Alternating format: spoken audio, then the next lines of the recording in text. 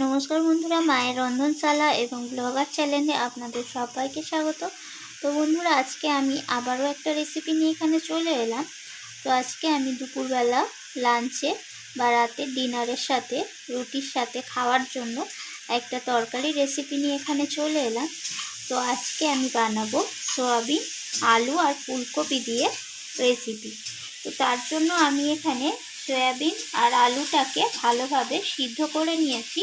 তো এখানে আলু আর সয়াবিন সবাই সিদ্ধ করতে প্রায় আপনারা সবাই জানেন, তো সেই কারণে সেটা আর আমি দেখালাম না, একেবারেই সিদ্ধ করে এখানে আপনাদের সাথে শেয়ার করছি। তো এখানে আমি আমার প্রয়োজন মতো এখানে আলু নিয়েছি। তো আলুগুলোকে এইভাবে টুকরো করে আলুগুলোকে আমি সিদ্ধ করে নিয়েছি। আর এখানে দেখুন সয়াবিন রয়েছে, তো সয়াবিনটাকেও আমি সিদ্ধ করে নিয়েছি। আর এখানে দেখুন আমি ফুলকপিকে কেটে নিয়েছি, একটা বড় সাইজের ফুলকপিকে এইভাবে টুকরো করে ফুলকপিটাকে কেটে নিয়েছি।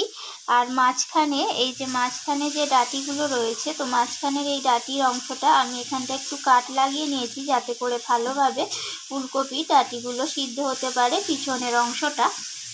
আর এখানে আমি একটা বড় সাইজের টমেটোকে এইভাবে টুকরো করে কেটে নিয়েছি। এখানে নিয়েছি একটা তেজপাতা, এখানে কয়েকটা কাঁচা লঙ্কা, আর তার সাথে এখানে নিয়েছি আমি কিছুটা মটরশুঁটি আর কিছুটা ধনিয়া পাতা কেটে নিয়েছি।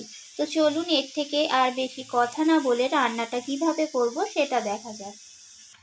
তো আমি সরাসরি একদম রান্নার কাছে চলে এলাম, আর উনুনের মধ্যে কড়াই বসিয়ে দিয়েছিলাম। তো কড়াইটা এখানে গরমও হয়ে গেছে, তার মধ্যে সর্ষের তেল দিয়ে দিয়েছি। তো এরপর আমি তেলের মধ্যে কেটে রাখা ফুলকপিগুলোকে দিয়ে দিচ্ছি। তো সমস্ত ফুলকপি আমি তেলের মধ্যে দিয়ে দিয়েছি, আর তার মধ্যে দিলাম হলুদ গুঁড়ো, আর দিয়ে দেবো সামান্য পরিমাণ লবণ। তো এরপর আমি ফুলকপিটাকে লালচে করে ভেজে নেব।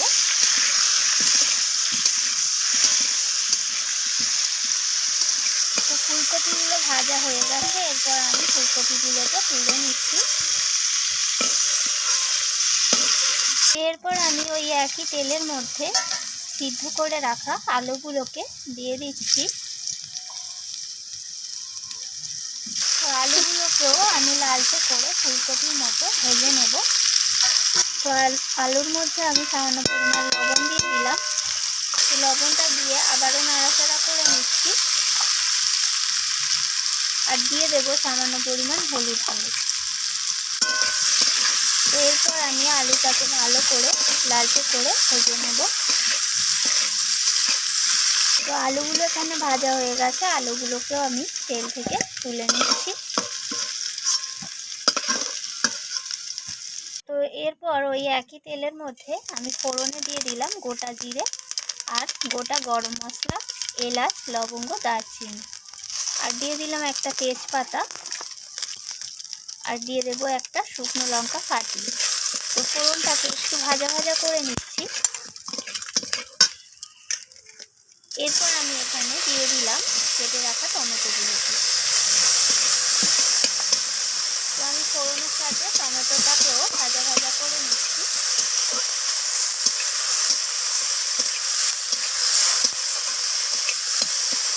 এরপর আমি এখানে সয়াবিনগুলোকে দিয়ে দিচ্ছি। তো আমি সয়াবিনগুলোকে টমেটোর সাথে আমি নাড়াচাড়া করে ভাজা ভাজা করে নিচ্ছি।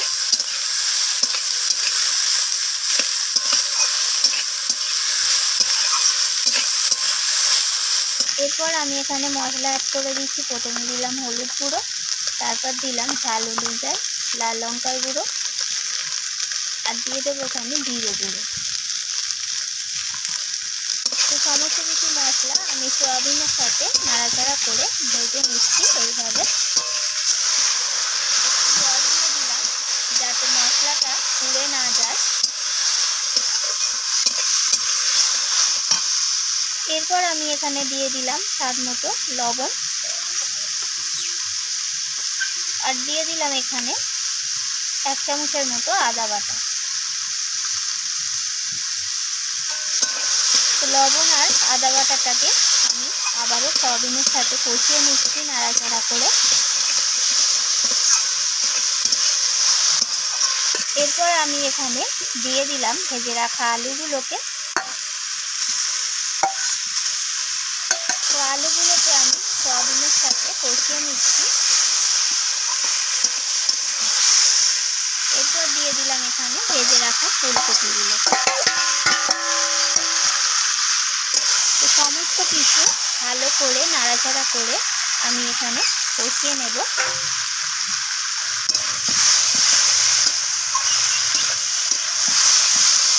তো বেশ কিছুক্ষণ সময় নিয়ে আমি এখানে কষিয়ে নেব। যত বেশি কষানো হবে রান্নার টেস্ট তত বেশি ভালো হবে আর স্বাদটাও তত বেশি ভালো আসবে। এরপর এখানে আমি দিয়ে দিলাম কয়েকটা কাঁচা লঙ্কা। তো আমি আবারও সব কিছু ভালো করে কষিয়ে নিচ্ছি। এরপর আমি এখানে দিয়ে দিলাম মটরশুঁটিগুলো। তো মটরশুঁটিগুলো দিয়ে আমি আবারও কষিয়ে নিচ্ছি। এরপর আমি এখানে দিয়ে দিলাম স্বাদ মতো চিনি। তো নিরামিষ রান্নাতে একটু মিষ্টি দিলে খেতে ভালো লাগে। তো আমি আবারও কষিয়ে নিচ্ছি। আর এখানে আমি দিয়ে দিলাম কিছুটা কেটে রাখা ধনিয়া পাতা। তো ধনিয়া পাতাটা দিয়ে আমি এখানে আবারও নাড়াচাড়া করে কষিয়ে নিচ্ছি। তো এখানে মোটামুটি কষানো হয়ে গেছে আর মশলা থেকে তেলও ছেড়ে দিয়েছে। তো এই সময় আমি এখানে প্রয়োজন মতো জল অ্যাড করে দেব।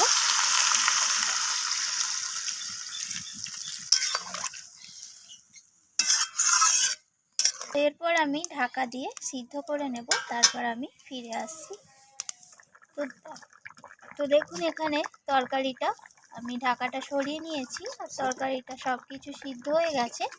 তো এবার আমি এখানে ঘি দিয়ে দেব, এখানে হাফ চামচের মতো। তো নিরামিষ রান্নাতে ঘিয়ের ফ্লেভারটা কিন্তু দারুণ লাগে।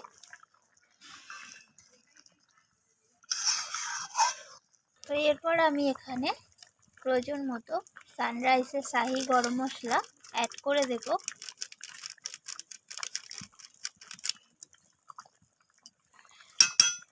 তো এরপর আমি এটাকে মিশিয়ে নেব তরকারির সাথে, নিয়ে এটাকে আমি পরিবেশন করে তারপর শেয়ার করছি। এখন এখানে তৈরি হয়ে গেল সয়াবিন ফুলকপি আলু দিয়ে একটা ঝোল। তো রেসিপিটি কেমন লাগলো? নিরামিষ দিনে আপনারাও এইভাবে বানিয়ে খাবেন। গরম ভাত আর রাতে রুটির সাথে খেতে কিন্তু দারুণ লাগবে। তো রান্নাটি কেমন লাগলো অবশ্যই আমাকে কমেন্ট করে জানাবেন, আর ভালো লাগলে একটা লাইক করে দেবেন আর আমার চ্যানেলটিকে সাবস্ক্রাইব করে চ্যানেলটির পাশে থাকবেন। তো আমি আবারও ফিরে আসবো অন্য কোনো রেসিপি নিয়ে। আজকের মতো এইটুকু। ধন্যবাদ বন্ধুরা।